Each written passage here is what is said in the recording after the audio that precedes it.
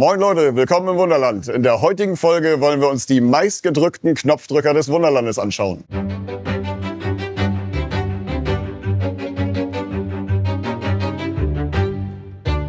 Und ich will euch nicht lange auf die Folter spannen. Hier ist der meistgedrückte Knopf mit 5.411.419. das Abblendlicht des Feuerwehrwagens.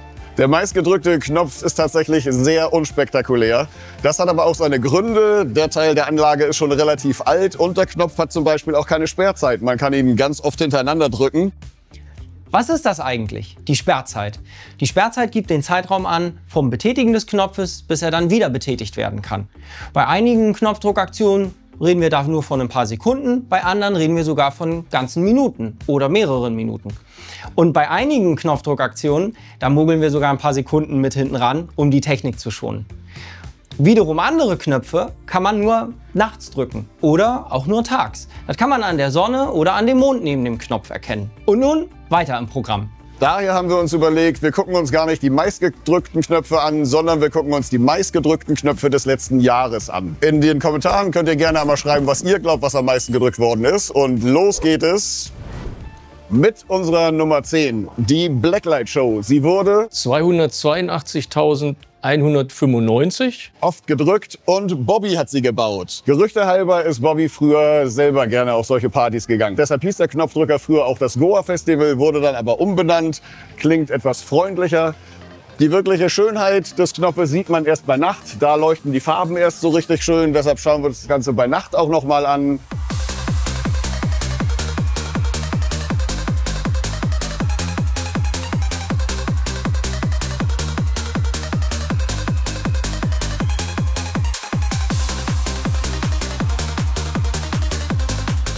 Ein Grund, warum der Knopf wahrscheinlich so oft gedrückt worden ist, ist, dass der Lichteffekt relativ kurz leuchtet und außerdem die Sperrzeit von dem Knopf auch sehr kurz ist und man ihn dann schnell wieder drücken kann. Hier haben wir unsere Nummer 9, das Sanatorium. Es wurde 284.977 Male gedrückt und es ist eine der wenigen gruseligen Stellen im Miniaturwunderland. Wenn man den Knopf drückt, schaukelt hinten auf der Rückseite eine Schaukel, obwohl niemand drauf sitzt. Ein Karussell dreht sich, ein Rollstuhl bewegt sich hin und her. Unten im Keller ist auch ein kleines Massenmördertreffen, was man sich angucken kann. Hier haben wir auch einen kleinen Erschrecker eingebaut. Wenn man den Knopf drückt, dann beginnt in diesem langen Korridor das Licht anzugehen. Wenn man dann hier vor die Anlage geht und da reinguckt, kommt ein kleines Mädchen nach vorne gehuscht und man wird ein bisschen mit Druckluft angepustet. Unsere Nummer 8, die Schokofabrik, wurde 296.465 Male gedrückt. Viele von euch hätten wahrscheinlich getippt, dass es öfter geschehen würde, aber das hat seinen Grund. Die Schokoladenfabrik hat eine tatsächlich recht lange Sperrzeit. Das liegt daran, dass selbst jetzt mit der Sperrzeit, die über einer Minute ist, da schon über 1000 Tafeln pro Tag rausgesammelt werden. Deshalb ist da die Kadenz etwas von uns reduziert worden. Sonst tippe ich auch, dass sie auf jeden Fall die Nummer 1 wäre. Die Schokofabrik ist ein wirklich sehr schöner Knopf. Stefan hat die gebaut. Man sieht einmal oben die Produktion der Schokolade und unten kommt dann tatsächlich ein echtes Stück Schokolade raus. Hier ist unsere Nummer 7 der meistgedrückten Knopfdrücker des letzten Jahres, die Sixtinische Kapelle. Sie wurde 296.619 Male gedrückt und das machen wir jetzt auch einmal.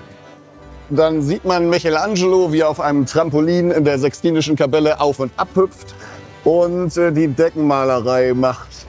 Obwohl, wenn ich mir das so richtig anschaue, dann höre ich ihn mehr, als dass ich ihn sehe. Da ist es eindeutig ein bisschen zu dunkel drin. Und hier sehe ich auch schon den Grund dafür, warum man es nicht so gut sehen kann. Hier müsste wahrscheinlich noch mal eine ordentliche Beleuchtung rein. Das kann ich eigentlich nachher mal machen. Dann kann man ihn da drin auch besser bei der Arbeit beobachten.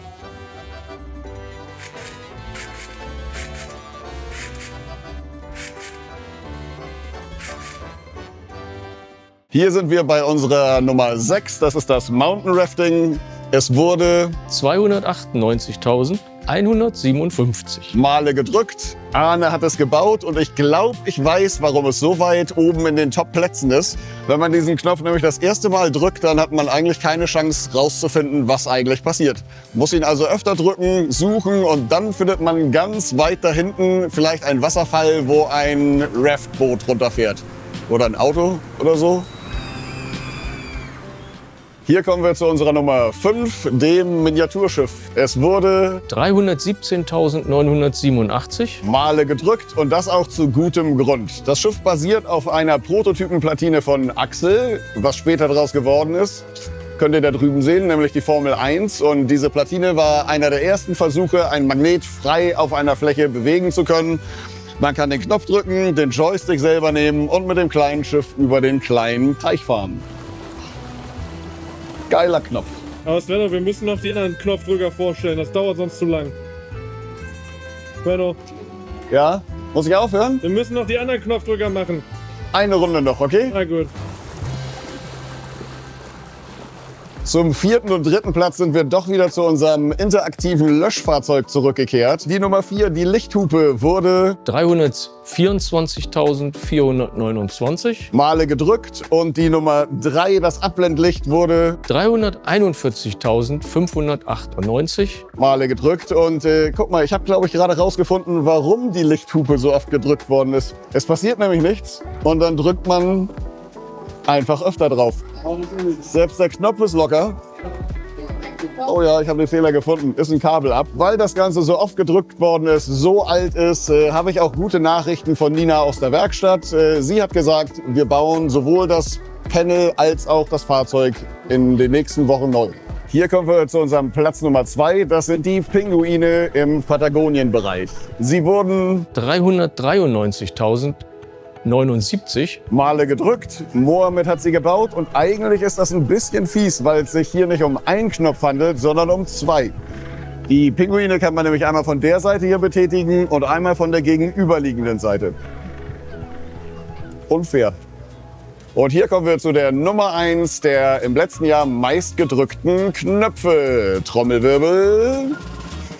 Mit 394.503. Malen ist auf Platz 1 der Knopf Delfine hier im Italienabschnitt.